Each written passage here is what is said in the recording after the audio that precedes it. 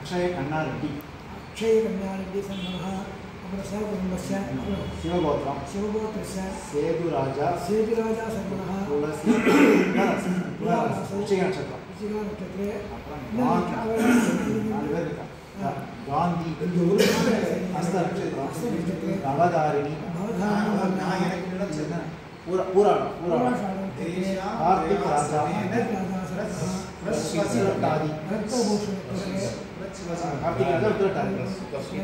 सर्वकुटुम्बानां यजमानस्य सर्वकुटुम्बस्य क्षेमध्ये आरोग्य ऐश्वर्याणां सर्वमङ्गलार्थं सर्व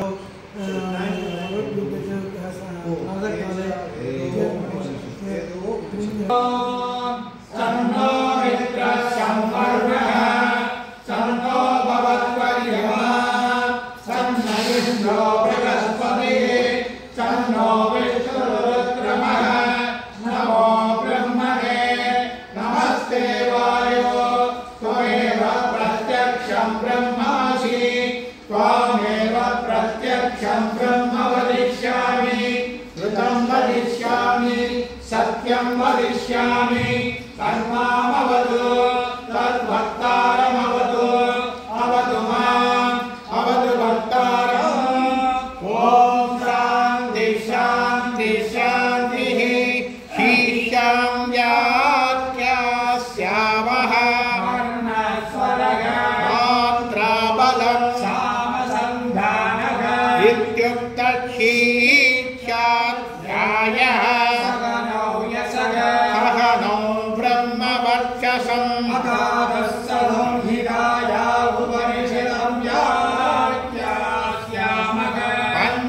पंचस्पतिकरणेषु अधिरोगमधिज्योतिषमधिविद्यमधिप्रजमध्यात्म कामः सगुंहिता इत्यासक्षते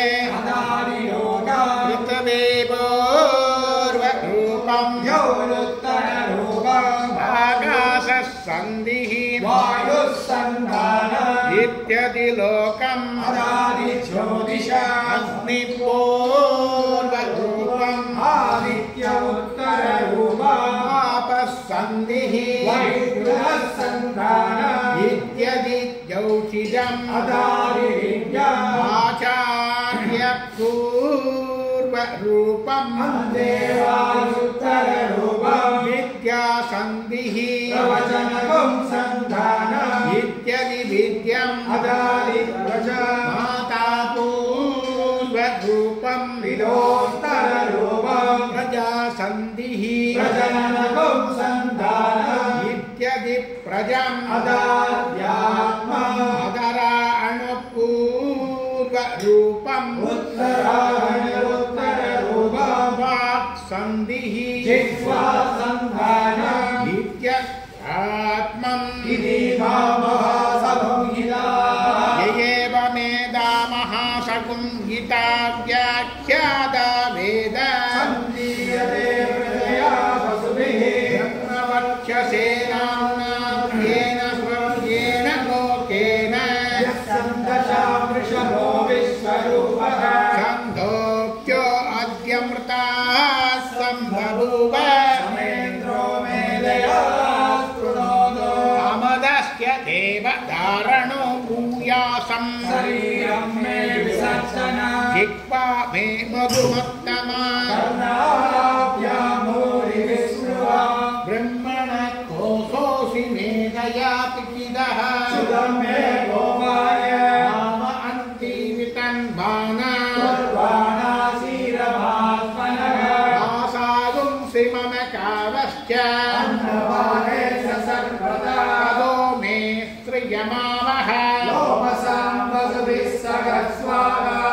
कामायन्त ब्रह्मचारिणः स्वाहा यशोचने सानि स्वाहा श्रेयान् वस्त्यशोषानि स्वाहा अन्वावगप्रविशानि स्वाहा मावगप्रविश स्वाहा तस्मिन् सहस्रसागे बगाहं त्वयि मृगे स्वाहा यदा भक्प्रपदयायन्ति यदा मासा अदर्शरणे ब्रह्मान् ब्रह्मचारिणः आदरायन्तु सर्वदा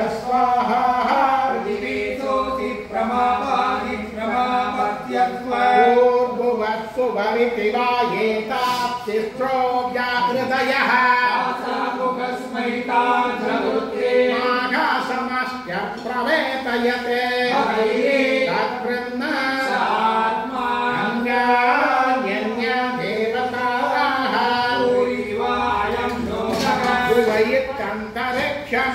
इत्यादित्यः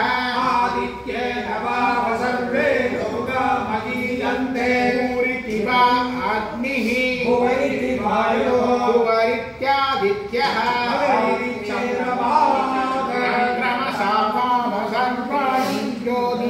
श्रीमहीयन्ते भुवरिति सामानि महयति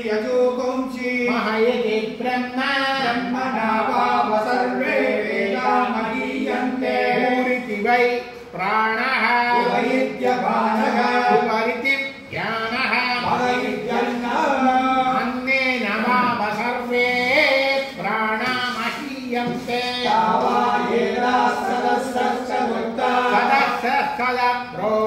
हृदयः ब्रह्म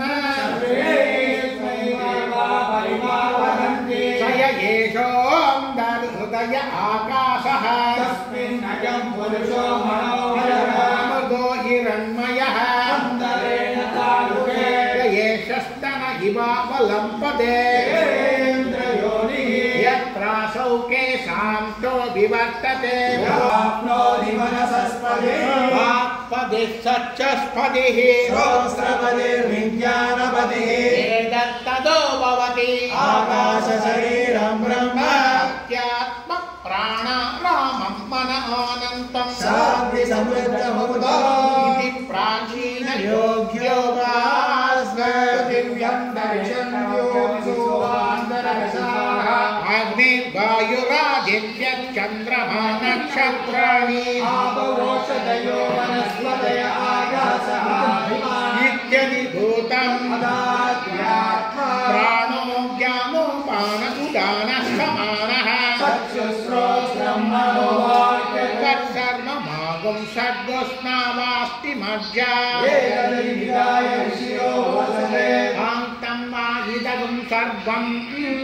अस्मभाप्यो श्रावयेत्याश्रावयन्ति ओमिति सामानि गायन्ति ओगुं सोमिति सहस्राणि सगुं सन्ति ओमित्यत्परिगुं प्रतिगिरं प्रतिगृह्णाति ओमिति ब्रह्मा प्रसौति ओमित्यग्निहोत्रमनुजानाति ओमिति ब्राह्मण प्रवश्यन्नाह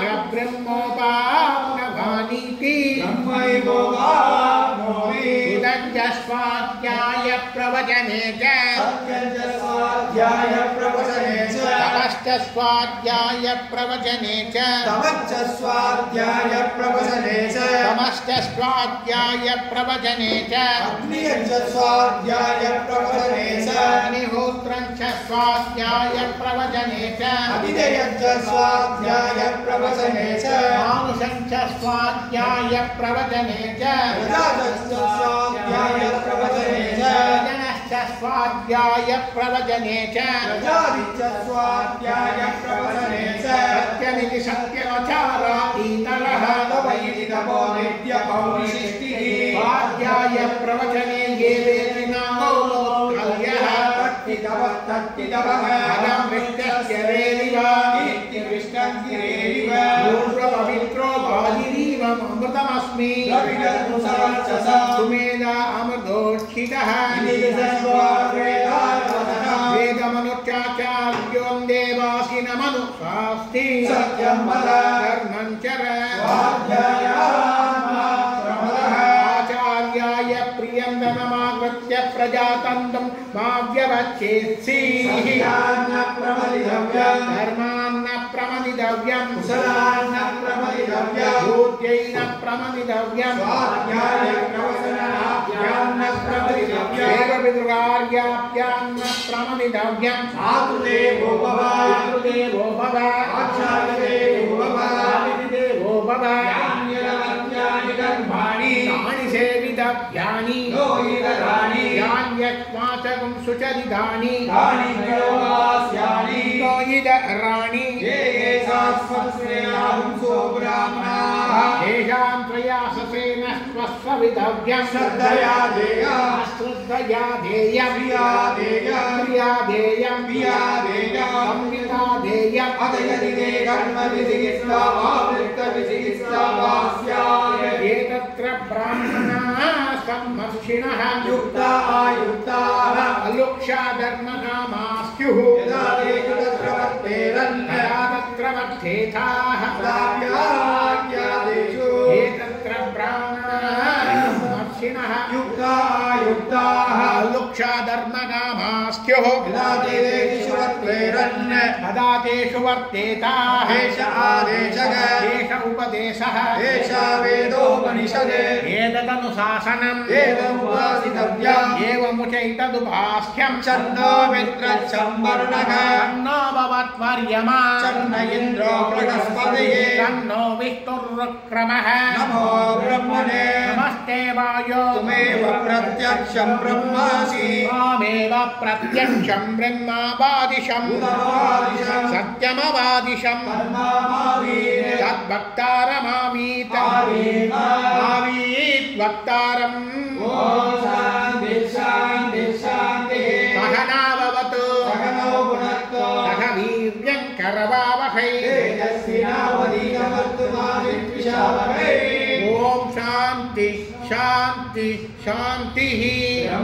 ब्रह्मविदाप्नोति परमम् तदेशाप्युक्ता सत्यं ज्ञानमनन्तं ब्रह्म यो वेदनिहितं गुहायां परमे व्योमन् सोऽस्नुते सर्वान् कामान् सदा ब्रह्मणा विपश्चितेति तस्मात् पायेनात्मादात्मनः आकाशसम्भूतपुरुषो नरसमयः अस्तेतमेव शिरः अयं दक्षिणपक्षः अयमुत्तरपक्षः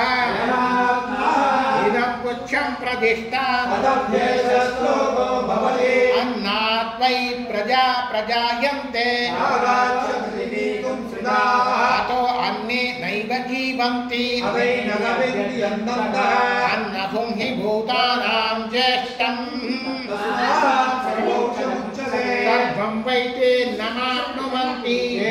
ब्रह्मोपासते अन्नभुं हि भूतानां ज्येष्ठम् तस्मात् सर्वोक्षमुच्यते सर्वं वै ते नमः अन्नात् भूतानि जायन्ते अन्नेन वर्तन्ते अत्यदेति च भूतानि तस्मादन्नं तदुच्यते इति तस्मात् वा ये तस्मात्तन्नरसमयात् अन्तरात्मा प्राणमयः तेनैष पूर्णः एष पुरुषविदयेव तस्य पुरुषविदताम् अन्वयं पुरुषविदः तस्य प्राणये वशिरः यावो दक्षिणपक्षः पानौर्यमेव आयुर्यन्ति प्राणं ब्रह्मोपासते प्राणोऽसि भूतानामायुः तस्मात् सर्वायुषमुच्यते इति तस्यैष एव शारीरमात्मा पूर्वस्य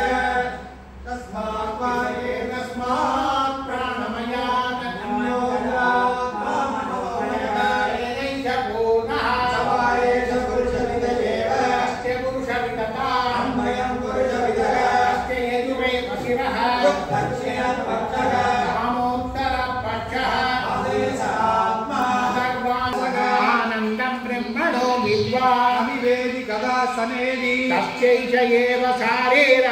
भवति विज्ञानं यज्ञं तनुते कर्माणि तनुतेऽपि च विज्ञानं देवा सर्वे ब्रह्मदेवमुपासते विज्ञानं ब्रह्म चेत् वेद स भवति अस ब्रह्मेति वेदचेत् अस्ति ब्रह्मेति चेत् वेद सप्तमेनं ततो विदुषि तस्यैष एव शारीर आत्मा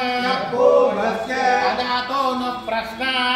विद्वानमुं लोकं प्रेत्य कश्चन गच्छति आगो विद्वानमुं लोकं प्रेत्य कश्चित्समश्नुता सोकामयद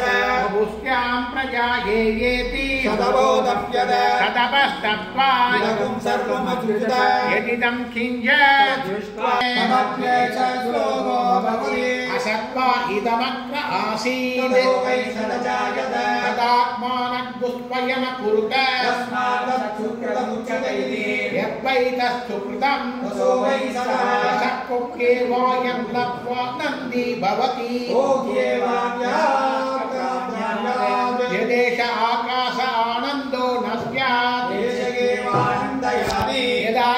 वैष एकस्मिन्नं सृष्टेनात्मे निरुक्ते निलयने भयं प्रतिष्ठां विन्दते मानग्निकेन्द्रश्च कैजानन्दस्य मीनादुंसा भवति आशिष्टो दुशिष्टो बलिष्ठः स एको मानुष आनन्दः स एको मनुष्य गन्धर्वाणाम् ये शतं मनुष्य गन्धर्वाणामानन्दाः श्रोत्रियस्य सा कामः तस्य स एकपितॄणां चिरलोकघोराणामानन्दः ये शतं पितॄणां चिरलोकलोकानामानन्दाः श्रोत्रियस्य सा कामः तस्य स एककर्मदेवानां देवानामानन्दः श्रोत्रियस्य सा कामः तस्य एको देवानामानन्दः श्रोत्रियस्य सा कामः तस्य ये शतं देवानामानन्दः श्रोत्रियस्य सा कामः तस्य एको बृहस्पतेरानन्दः ये शतं बृहस्पतेरानन्दाः श्रोत्रियस्य सा कामः तस्य स एको ब्रह्मणः आनन्दः यच्चायसं पुरुषे स एकः अस्मात् लोकात् प्रेत्य एदं प्राणमयमात्मानमुपसंक्रामति एदं विज्ञानमयमात्मानमुपसंक्रामति